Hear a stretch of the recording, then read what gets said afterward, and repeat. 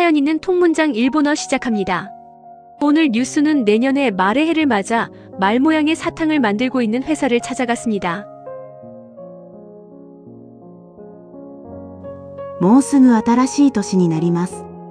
日本では、その年に動物の名前をつけて読んでいます。来年は馬の年です。京都府宇治市のお菓子の会社では今、新しい年のために馬の形の飴を作っています。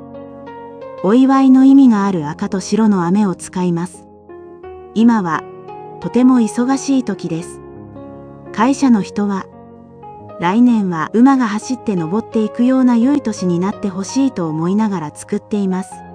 と話しました。일본어 문장을 해석해 볼까요? もうすぐ新しい年になります。 곧 새로운 해가 됩니다. 日本ではその年に動物の名前をつけて読んでいます。 일본에서는 그 해를 동물의 이름으로 불러요. 来年は馬の年です。 내년은 말의 해입니다.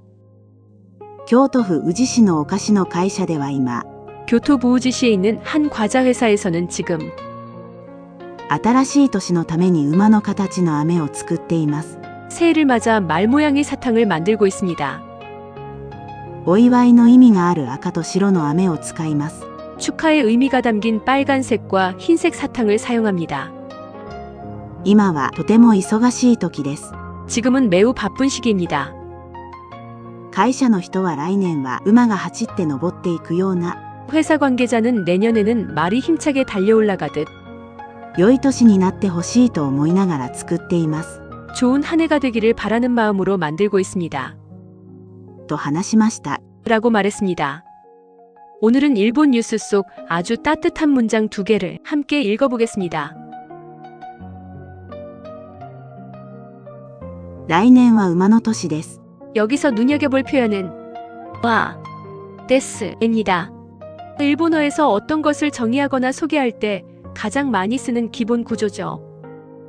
来年は 내년은 馬の年です。 말의 해입니다. 아주 단순한 문장이지만 이렇게 한 문장으로 분위기와 의미를 전합니다. 来年は馬が走って登っていくような良い年になってほしいと思いながら作っています。 이 문장은 단순한 설명이 아니라 마음의 이야기입니다. 잘 되기를 바랍니다가 아니라 말이 달려서 언덕을 올라가듯 힘들어도 숨이 차도 결국은 올라가는 한 해가 되기를 바란다는 말이죠. 그래서 이 사탕에는 새해의 소망이 함께 들어있습니다.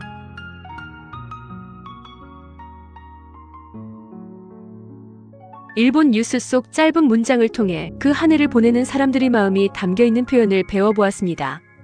오늘은 사연 있는 통문장 일본어를 배워보았습니다. 한번 따라 읽어보실까요? 来年は馬の年です。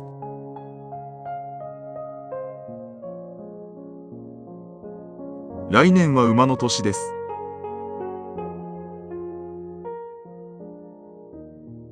긴 문장은 2번씩 읽어볼게요.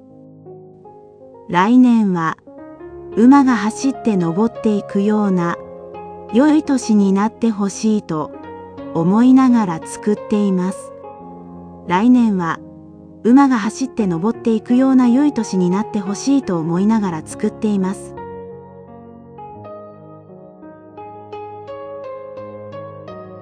来年は馬が走って登っていくような良い年になってほしいと思いながら作っています。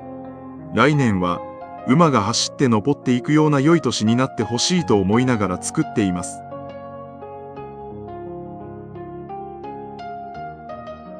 오늘은 뉴스 사연을 통한 일본어 문장을 배워보았습니다.